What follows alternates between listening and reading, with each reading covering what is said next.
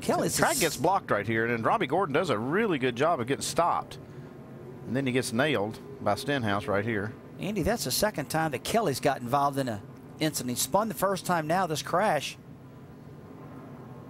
And Robbie Gordon, he barely gets a nick in this. He gets hit in the back, but it doesn't look like he took much damage. Well, Stenhouse hit him in the rear. That's where he saw the damage come from his car. But Robbie's car held up pretty well. Mike Wallace got hit. McDowell squeezing through. It's a very narrow track, and it's just hard to get around some of that stuff. Well, there is the damage on Robbie Gordon's car. Robbie's car. Yeah, he got more than it looked like initially. Yeah. Robbie's probably saying right now, I just want to go home. They're beating me up too bad here. 20 car. Extended service on that left front corner, trying to brace that fender up. It's been an action-packed start of this NASCAR Nationwide Series race in Montreal.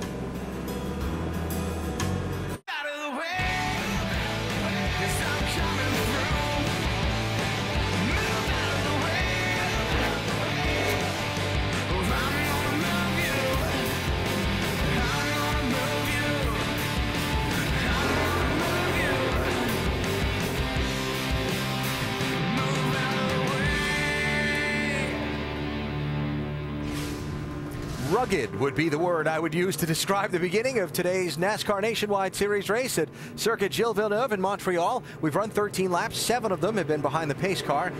3 caution flags in the opening part of this race have stacked up this field, and we continue to run behind the pace car. Marcus Ambrose has been the only leader so far. Huge Sunday night baseball game tonight in the American League East.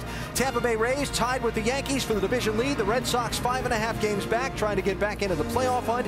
ESPN Sunday night baseball from Tampa at 8 Eastern. Then the National League East featured on ESPN's Monday night baseball at 7 Eastern. David Wright and the Mets face Jason Hayward and the Braves. Both games available on ESPN3.com. Tell you what, that dirty stuff right there, all the oil dry they put on the track, they can blow it off and clean it up.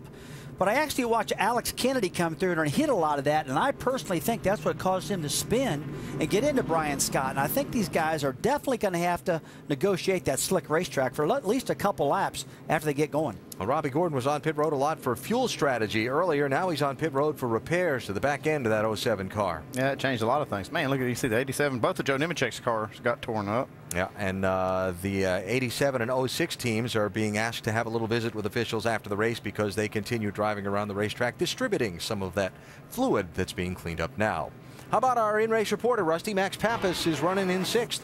Max Pappas, Rusty Wallace, ESPN, you got us? Roger, Rusty. I don't know what it looks like from your seat, Max, but that turn 1 and 2 and those restarts look pretty troublesome.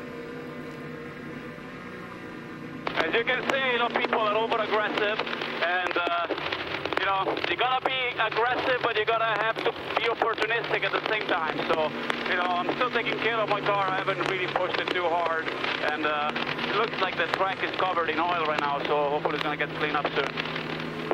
Max, we noticed the track covered in oil, like you just said, and they do the best job they can to clean it up. But when you have to drive over that oil dry, does the car get really slippery out there? Is it slick right now? Just trying to actually find out if it's going to be grip on that patches or not, because you're going to have to be on it when the race is green. So, it's tough. You don't want to be on it, but you have to, and just one of those deals. All right, buddy. Thanks for talking to us. Have a great run. Be interesting to see how that plays with which lane of cars on the restart and where it begins on the racetrack, and if somebody goes a little slipping and sliding. It's going to impact some of the cars on this next restart. All right, so while they continue to clean that up, we'll take another break. Marcus Ambrose, Jack Villeneuve, the top 2 at Circuit Gilles Villeneuve in Montreal. A surfer.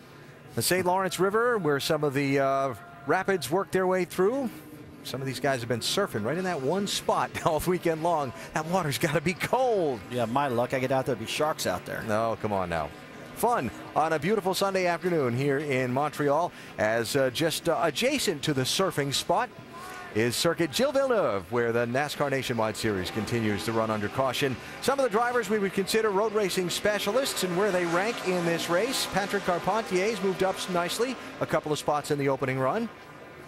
Good smooth run out of Carpentier, just keeping that thing on track and managing those brakes. We talked a lot about the brakes earlier, and Andy, you said a little while ago, hey, I don't think there could be a problem because we keep having these cautions, and you're probably right. That's bringing longevity into these brakes. Yeah, it's really changing the fuel mileage calculations too. So, you know, a lot of crew chiefs down there thinking, well, I might want to recalculate now with all these cautions we're having if it's going to keep it up. Carl Edwards pitted from 4th.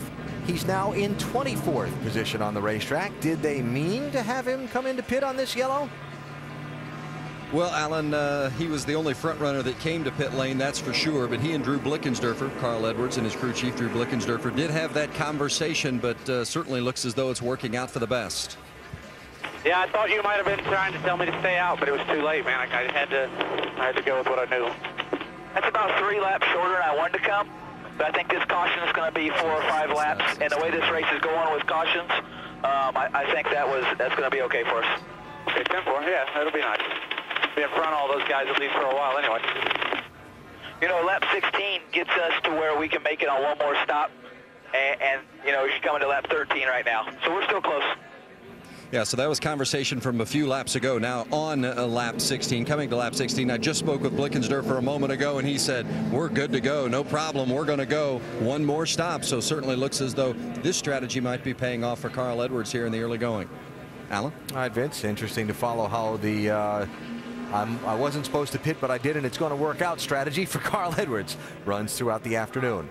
We're going to restart, but they've called it off to clean up some more of this oil dry, so let's check with one of the drivers involved in this 5-car wreck that's put us under yellow. Shannon. And Ricky Stenhouse down here helping his guys work on this car, trying to get it back out onto the racetrack.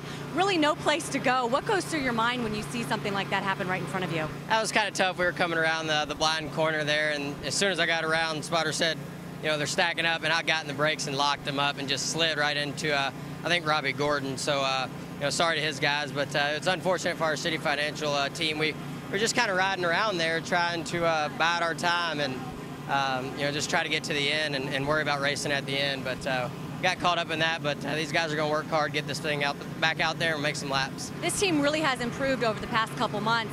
How important is it for you to get back out there today? Oh, it's important for us to get back out in any race, but over the last month and a half, we've been running a lot better, been running a lot faster.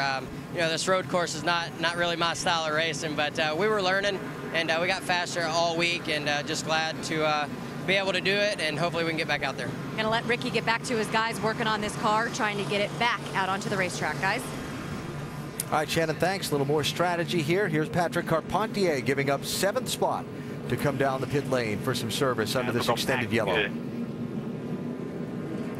As Booty Barker, his crew chief, saying we're going to pack it full, Vince. Well, with Patrick Carpentier, they believe that at this point they are within that window from a fuel perspective. Originally, they would have liked to have stayed out a little bit later, but conversations with the crew chief, they've decided now's the time. Let's go ahead and do it. Carpentier has finished twice 2nd place in this race. Told me before the race today they felt like they had one that could contend again. So we'll keep an eye on the 00 of Patrick Carpentier.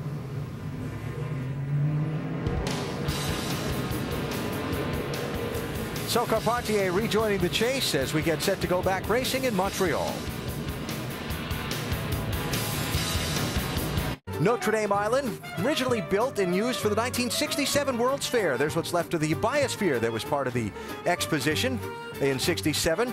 They tore down a lot of the '67 World's Fair buildings to build facilities for the 1976 Olympics on this island. And then from 1978 on, this racetrack has been part of the city park, Parc Jean Drapeau, that the racetrack is operated on twice a year. Surfers around the outside, the St. Lawrence Seaway on one side with the ships going up and down the river, the surfers and the swimmers and all around. I mean, there's all kind of stuff happening around here today. You know, they built that island out of the material they dug the tunnels with. They brought it out here and put it all in here, made this island, and they've done a nice job with it. And that building on the right with the crane surrounding it, that's a casino. That's part of the island complex as well.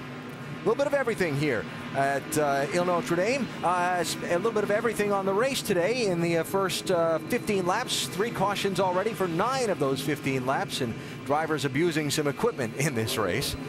Fenders and bumpers and so on.